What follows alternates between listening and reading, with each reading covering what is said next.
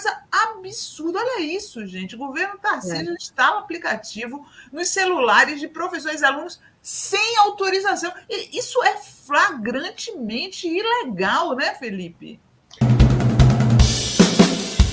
Com tudo isso que está acontecendo, esses cercos se fechando ao Bolsonaro, você acha que isso muda um pouco aí no bolsonarismo em si?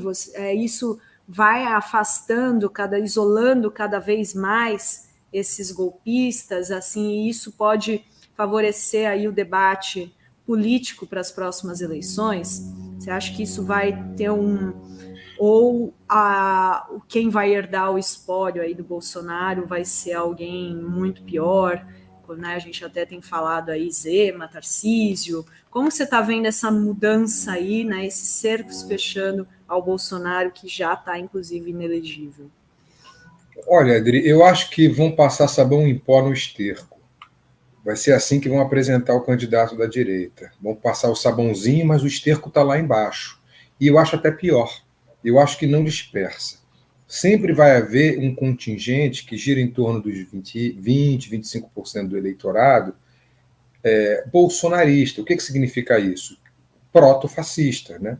Nazi-fascista, com ideais de misoginia, ideais de racismo, ideais de xenofobia e todas as mazelas que a gente viu acontecer nos últimos 4 anos. Esse eleitorado está lá, é cativo. E qualquer candidato da direita limpinha, essa que vai passar o sabão em pó no esterco, vai precisar desse eleitorado e, portanto, não vai poder desmobilizá-lo. Daí a preocupação do Tarcísio, por exemplo, governador de São Paulo, que é um possível candidato, em não isolar o bolsonarismo. Mesmo quando ele apoiou a reforma tributária e tirou foto do lado do Fernando Haddad, ele depois se desculpou um pouco com o bolsonarismo e a própria família Bolsonaro pediu para que não se fizesse campanha contra o Tarcísio, porque eles veem o Tarcísio como um ativo da direita. Entendeu a alquimia do esterco com sabão em pó? É isso que eles querem fazer. Eles não querem abrir mão disso. Então, me parece que fica pior. Fica pior porque, com essa aura de limpeza, que não é limpeza, é possível que se tente atrair um centro para esse projeto que vai continuar o mesmo. O próprio Tarcísio, pelo que a gente está vendo, continua com práticas que são muito próximas ao bolsonarismo. Essa última de, por exemplo, querer que todos os alunos das escolas de São Paulo estudem por tablets, baniu os livros de papel. Onde é que ele pensa que está? Nem na Noruega, nem no país avançado do mundo. É de um absurdo imaginar que qualquer aluno de uma escola pública tem acesso. Não aprendeu nada com a pandemia. Quer dizer, ele aprendeu. Na verdade, ele sabe de tudo isso. Mas é porque isso é um projeto. É o projeto de isolar a classe pobre, é o projeto de isolar a periferia e isola pela educação também. Se você não, porque vejam, qualquer estudante de escola pública sabe o ritual que é na família receber os livros nos primeiros dias de aula. A família inteira lê os livros.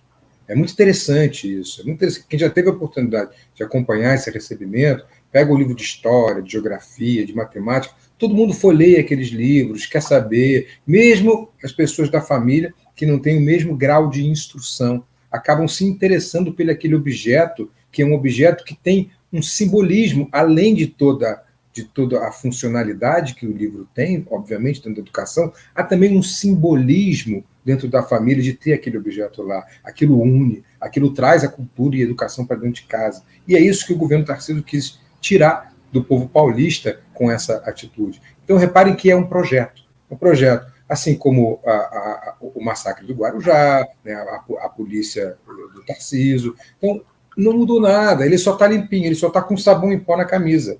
Mas o esterco bolsonarista continua, e o esterco bolsonarista está no poder em São Paulo. Então, respondendo a tua pergunta, Adri, eu acho que piora muito o debate político, porque a gente não tem aqueles impropérios vindo da boca do Bolsonaro, que não vai ser candidato, mas a gente tem os impropérios disfarçados num discurso limpinho, como faz o Tarcísio.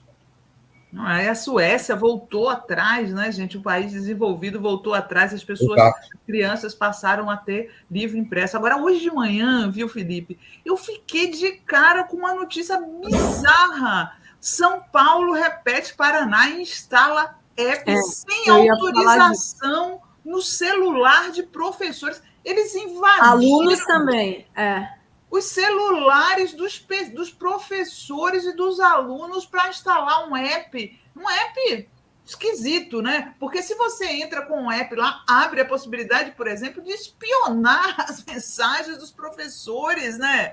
Isso é uma coisa tipo 1984. É uma coisa absurda. Olha isso, gente. O governo Tarcísio instala aplicativo nos celulares de professores e alunos sem autorização. Isso é flagrantemente ilegal, né, Felipe? É flagrantemente legal, você tem razão. E não é só isso, não para por aí, né? Vocês já viram também que há uma autorização da Secretaria de Educação de São Paulo para que todos os diretores possam invadir a aula de qualquer professor a qualquer momento para fiscalizar aquilo que está sendo dito em sala de aula. Isso diz respeito a o preceito básico da Constituição brasileira, que é o da liberdade de cátedra. O professor em sala de aula, ele é a autoridade máxima e tem liberdade de cátedra, autoridade da cátedra que ele está ensinando. Além de ser um ambiente, esse sim, sagrado. Se houvesse um ambiente religioso sagrado no país, deveria ser a sala de aula muito mais do que qualquer templo. A sala de aula é o verdadeiro templo de qualquer nação desenvolvida. Então, isso não é só um ato de censura, é mais do que isso. É mais um dos atos protofascistas de Tarcísio, confirmando o que eu falei anteriormente. Então, falamos da polícia, né? Falamos dos livros didáticos, agora falamos dessa invasão nos professores. Repare, Dri e Sinara, os inimigos públicos continuam os mesmos do bolsonarismo, né? Jornalistas, intelectuais, professores e gente da cultura, artistas. São sempre os 4 inimigos da direita e da extrema-direita. Por quê?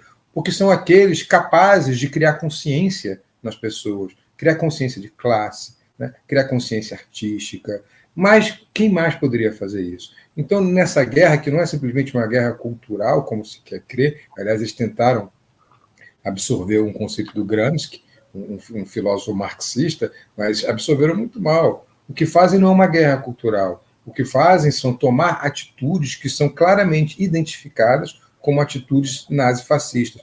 E eu estou classificando como nazifascistas não gratuitamente, eu estou classificando dando exemplos históricos. Né? Se a gente voltar para a Itália de Mussolini ou para a Alemanha de Hitler, obviamente não havia aplicativos, porque não havia internet, mas havia um controle social de tudo que acontecia nas salas de aula, tudo que acontecia nos teatros, tudo que acontecia nos ambientes culturais. Essa era a forma também de fazer com que aquela sociedade alemã, aquela sociedade italiana, fosse totalmente controlada pelos nazistas e pelos fascistas que ascendiam ao poder. Então, Dri, Sinara, o projeto é o mesmo, o projeto não mudou. Muito cuidado com isso, muito cuidado com os Tarcísios, com os Zemas. O Zema com o muro que quer fazer no Nordeste, né? É muito o muro do Trump, né? Só que é dentro do país. É como se o Trump fizesse um muro separando Texas, Alabama, os estados do Sul. Só que lá é o contrário, né? O Norte que é mais desenvolvido. É isso, é o Zema xenófobo dentro do próprio país. É o Tarcísio matando com a polícia, espionando professores. Essa gente é igual, Sinara, Adri. Essa gente não muda. Não dá para a gente botar num outro... Eu vejo muita gente colocando num outro escaninho. Então, Bolsonaro é a extrema-direita e o Zema e o Tarcísio são a direita civilizada. Não são. Não é verdade. Eles são uma extrema-direita disfarçada. Como eu disse, o sabão em pó em cima do esterco. É isso que eles são. E a gente tem que saber identificar essas atitudes, como a gente está identificando aqui no programa, discutir essas atitudes aqui e mostrar para as pessoas como essas atitudes, elas não só voltam ao passado, como desenvolvem estratégias desse passado recente do Bolsonaro. Elas difundem o bolsonarismo de uma forma, aspas, limpinha. E isso a gente precisa denunciar sempre.